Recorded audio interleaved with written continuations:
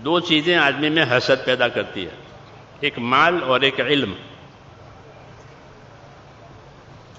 یہ حسد کی بیماریاں لاتے ہیں. مال کی وجہ سے حسد ہوتا ہے، اور ایک علم کی وجہ سے حسد ہوتا ہے. مال اور علم، اگر آدمی اپنے آپ کو صحیح استعمال نہ کرے تو مال کی وجہ سے بڑائی آتی ہے. مالدار ہو گئے، بڑے آدمی ہو گئے، پھر مال اس کو حق بات سمجھنے نہیں دیتا. یہ اثر ہے مال کا کہ مال صحیح بات سمجھنے نہیں دیتا. جی ہاں، ایسا دل ہو جاتا ہے مال کی محبت میں. ہاں، اپنی بڑائی آ جاتی ہے، اپنے آپ کو کچھ سمجھنے لگتا ہے. جی ہاں، اور مال کی وجہ سے فساد ترقی کرتا ہے. مال کا استعمال اگر دین نہیں آیا تو دیکھو، بیچ میں ایک بات سمجھ لو، مال کے بارے میں 3 درجے تو بہتر ہیں، 3 درجے برے ہیں. کہ مال میں کیا ہو کہ مال آیا ہے تو انصاف سے رہو، جس کا حق ہے اس کا حق دو، جس کا حق ہے اس کا حق پہچانو. انصاف یہ فرض ہے، کیونکہ انصاف کے بغیر حق ادا نہیں کرے گا. ہاں، کہ انصاف کرو، جو اپنے لیے پسند کرو وہ دوسرے کے لیے پسند کرو، جو اپنے لیے ناپسند کرو وہ دوسرے کے ناپسند کرو. یہ حکم ہے تاکہ حق ادا ہو جاوے. اور حق سے اوپر یہ ہے کہ احسان کرو. یہ حکم ہے کہ حق تو دینا ہی دینا ہے، وہ تو اس کا حق ہے، اس کے بغیر تو چارہ نہیں ہے، تو ظالم بنے گا حق مار کر کے. اور اس سے اور اعلیٰ درجہ کیا ہے کہ حق بھی دیا اور احسان بھی کیا. ہاں، مولانا الیاس صاحب رحمۃ اللہ علیہ، جب یہ موٹر گاڑیاں وغیرہ نہیں تھی نظام الدین میں، عام طور پر تانگے یعنی گھوڑا گاڑی ہوتی تھی، اسی سے جاتے آتے تھے. تو یہ گھوڑا گاڑی والا مقرر تھا، وہ آتا تھا لے جاتا تھا. اس کی مزدوری مقرر تھی، 12 آنے 16 آنے کا روپیہ بنتا تھا انگریزوں کے زمانے میں. تو اس کو 12 آنے مزدوری طے ہو جاتی تھی.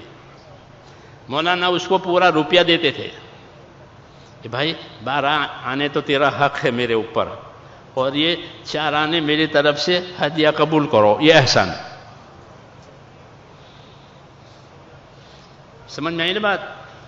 یہ کیوں کہ اللہ نے حکم دیا ہے ان اللہ یامر بالعدل والاحسان، کہ اللہ تمہیں حکم دے گا انصاف کرنے کا اور احسان کرنے کا.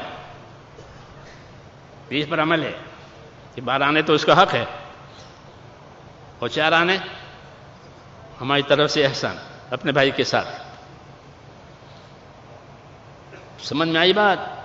یہ سبق قرآن نے دیا ہے مسلمانوں کو کہ کیا کرو گے کہ انصاف کرو، احسان کرو. اور حضور صلی اللہ علیہ وسلم کی زندگی میں تیسری چیز اس سے بھی اوپر کی تھی، انصاف، احسان اور ایثار. ایثار آپ کے ہاں تھا، ایثار انصار کے ہاں تھا، ایثار صحابہ کے ہاں تھا. ایثار کا مطلب یہ ہوتا ہے کہ انصاف بھی ہے، احسان بھی ہے، اور ایثار کہ اپنی ضرورت کو نہیں دیکھا، دوسرے کی ضرورت کو دیکھا. بھوکا رہ کر دوسرے کو کھانا کھلایا، پیاسا رہ کر دوسرے کو پانی پلایا. اس کو کیا کہتے ہیں؟ ایثار کہتے ہیں. یہ سب سے اوپر ہے. رسول صلی اللہ علیہ وسلم کے گھروں میں ایثار ہوتا تھا. آپ کے گھر میں کبھی کوئی مہمان آ گیا تو گھر والوں سے پوچھتے پہ کچھ ہے کہ نہیں، پانی ہے گھر میں پینے کے لیے اور کچھ نہیں ہے. تو گھر میں کچھ نہیں ہے کیوں ہوتا تھا؟ حضور صلی اللہ علیہ وسلم غریب آدمی تھے. حضور صلی اللہ علیہ وسلم غریب آدمی تھے، اس لیے گھر میں کچھ نہیں ہے. کہ غریبی کی وجہ سے نہیں، ایثار کی وجہ سے کچھ گھر میں رہتا ہی نہیں تھا. کہ آپ نے شام کا کھانا کھایا ہے تو پھر دوپہر کا کھانا نہیں کھاتے تھے، اور دوپہر کا کھانا کھایا ہے تو پھر شام کا کھانا نہیں کھاتے تھے، اور جو آتا تھا وہ لوگوں کو دے دیتے تھے. ایثار، یہ تعلیم ہے، یہ تعلیم ہے کہ انصاف کرو، احسان کرو، ایثار کرو، کیونکہ مال دیا ہے، طاقت دی ہے۔ اکرام مسلم میں یہ سب چیزیں ہیں۔ ہماری تبلیغ پورے دین کی ہے، یہ دعوت پورے دین کی ہے، خالی چلوں کی نہیں ہے، سال نکلنے کی نہیں ہے، پورے دین کی ہے کہ محنت کر کے اپنے اندر ایسی صلاحیت پیدا کی جائے کہ ہمارے اندر پورے دین پر چلنے کی طاقت آوے، پھر پوچھ کر معلوم کر کے عمل کرو، جاننے والوں سے پوچھو، علم والوں سے پوچھو۔ تو یہ تین چیزیں ہیں حقوق کی ادائیگی میں۔ مال میں حسد پیدا ہوتا ہے، یہ اس پر میں کہہ رہا تھا، یہ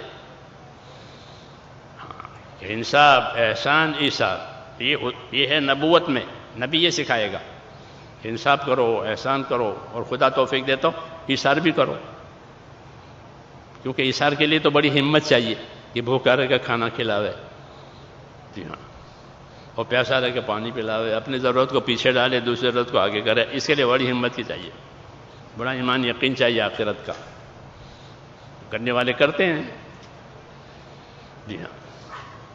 یہ تین چیزیں مال میں، اور تین چیزیں جو بری ہیں مال میں، ایک ہے اسراف کرنا۔ کیا کرنا؟ اسراف، ہاں، ضرورت سے زائد مال برباد کرنا۔ ضرورت تو 4-5 کی ہے، 4-5 روپے کی ہے اور لگا دیے 10، یہ اسراف ہوا۔ یہ منع ہے کہ جتنی ضرورت ہے اتنا لگاؤ، تو تمہارے پاس بچے گا تو کسی سے پر احسان کر سکو گے، اور اسراف کیا ہے تو تمہارا ہی زیادہ خرچ ہو گیا، دوسرے کو کیا دو گے؟ چنانچہ جب مالوں میں اسراف ہوتا ہے تو مال کی برکت چلی جاتی ہے، پھر آدمی مال کا محتاج ہوتا تھا، اس لیے زیادہ کماتا ہے۔ کیوں؟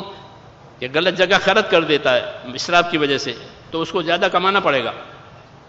جب زیادہ کمانے میں وقت اور فکر لگے گا تو دین پر کب چلے گا؟ اس لیے دین میں پیچھے رہ جائے گا، علم نہیں ہوگا، طریقہ نہیں ہوگا، حق کی ادائیگی نہیں ہوگی۔ کیوں؟ کہ تو صبح شام مصروف ہے کمانے میں،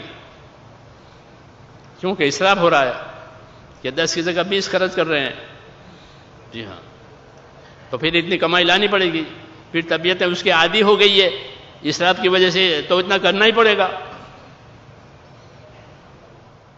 یہ اسراف ہے۔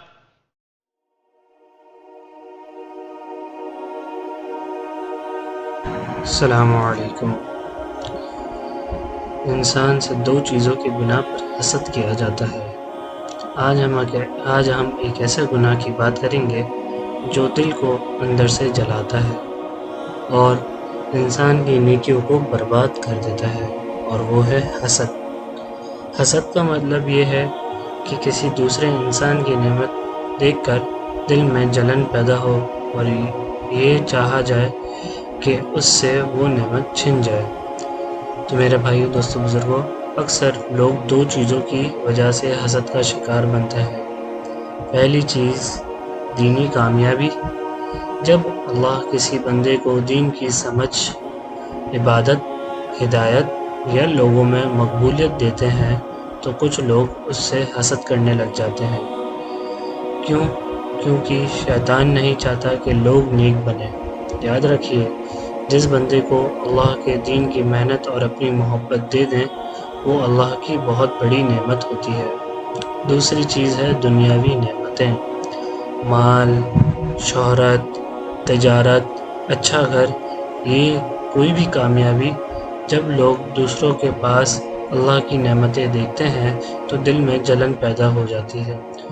لیکن دوستو، مومن کا دل صاف ہوتا ہے، وہ دوسروں کی نعمت دیکھ کر ماشاء اللہ، سبحان اللہ کہتا ہے اور ان کے لیے برکت کی دعا بھی کرتا ہے۔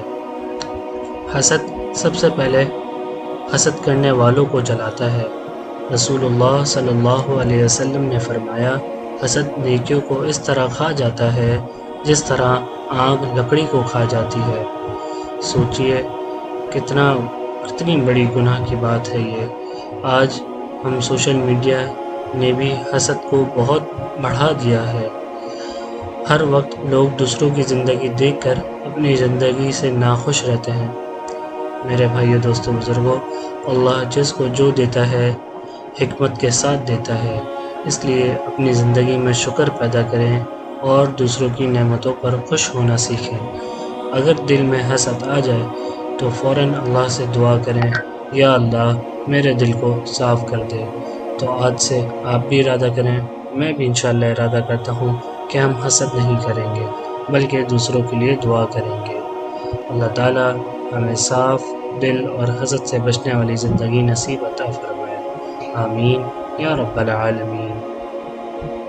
مزید اسلامی اور اصلاحی بیانات کے لیے ایمانی بیانات کو فالو کریں، سبسکرائب کریں، شیئر کریں۔ جزاکم اللہ خیرا۔